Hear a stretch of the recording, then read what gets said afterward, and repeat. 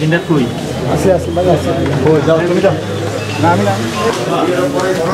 video শুটি ভিডিওতে sir যদি স্যার পারমিশন দেন স্যার সবাই চাচ্ছিল যে এটা মিডিয়ার মাধ্যমে স্যার কারণ এটা তো ব্যাপারটা না আগে তো তোমাদের সাথে আমাদের কথা হবে তাই না তোমার কথা হবে তাছাড়া আমরা কি করি পদক্ষেপ নেওয়া তারপর সেই মিডিয়াতে দিও এমন না যে আমরা উদাসীন তোমাদের ব্যাপার আছে স্যার একটা খারাপ লাগার ব্যাপার হচ্ছে আজকে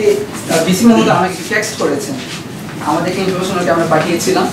তো আমরা অন্তত এটা প্রত্যাশা করেছিলাম যে আমাদের কলেজের যারা দায়িত্বশীল স্যাররা আছেন প্রশাসনের ওনারা অন্তত হয়তো এই মেসেজটা দিয়েছেন যে সাধারণ শিক্ষার্থীরা যে আলটিমেটাম দিয়েছে ওনার বিরুদ্ধে এই ব্যাপারে পদক্ষেপ নেওয়ার জন্য কিন্তু আমাকে বিসি যে মেসেজটা দিয়েছেন উনি এখন পর্যন্ত এই আমাদের কলেজ প্রশাসনের পক্ষ থেকে এই মেসেজটা মিনিমাম মেসেজটা উনি পান নাই স্যার এটা কলেজ প্রশাসন নিশ্চয়ই এটা একটা চরম ব্যর্থতা কারণ আমরা তো চাই না যে কোনো কেওয়াস হোক কোনো বিশৃঙ্খল সংকট তৈরি হোক এখন স্যার উনি 5ই আগস্ট আগে চরমভাবে আমাদের এগেনস্ট অবস্থান করেছিলেন 5ই আগস্টের পর যখন আমরা সারা ক্লিপ নিয়ে এসেছিলাম কলেজে তখন আমাদের আজহার স্যার সহ আমাদের স্যার ছিলেন আমাদের সাবেক প্রিন্সিপাল স্যার ছিলেন সবাই যখন একজন গার্ডিয়ানের জায়গা থেকে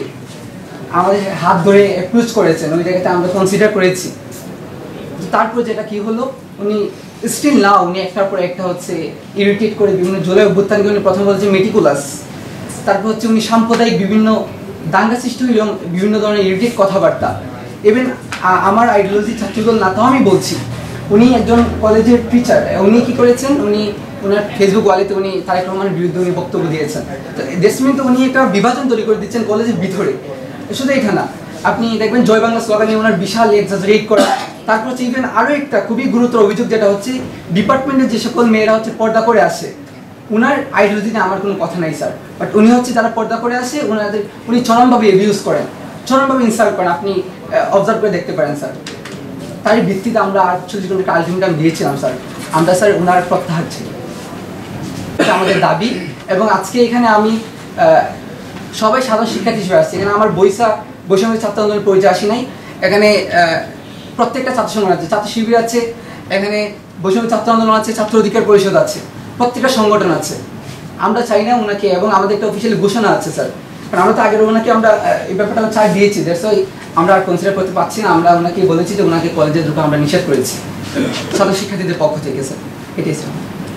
শোনো তুমি তো কর্তৃপক্ষের কথা বললা জি স্যার তুমি বলো একটু ভিডিও এরকম দরকার নাই এটা আমি রেকর্ডের কথা বলতেছিলাম আচ্ছা স্যার থ্যাংক ইউ স্যার আর আজকে কিন্তু স্যার আমরা আবারও বলছি আমরা আপনাদের সম্মানে স্যার এসেছি স্যার আমরা পারতাম স্যার রাস্তায় বসে যেতে বা কলেজে গেটে বসে যেতে আমরা বাইরে পরীক্ষা দিচ্ছি বাবা এগুলো করোনা কারণে তোমাদের কাছে আমার একটা দাবি আছে জি স্যার তুমি তো আপনাদের দাবি ঠিক করলা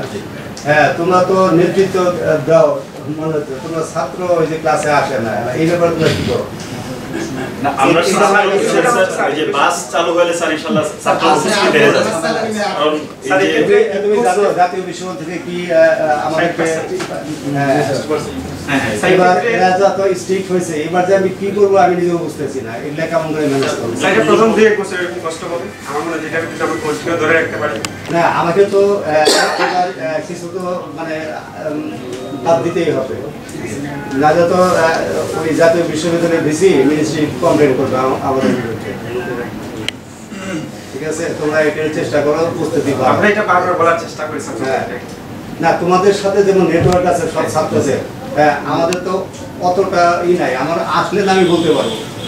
তো তোমরা এই বিষয়গুলো দেখো এই তোমরা যে ইস্যুটা আনছো এটা আমাদের কিছু একটা তো তোমরা লিখিত দিবা তার সাথে সাথে আমার ওই দাবিটাও তোমাদের কাছে থাকছে তোমরা আমার দাবিটা কি করো আচ্ছা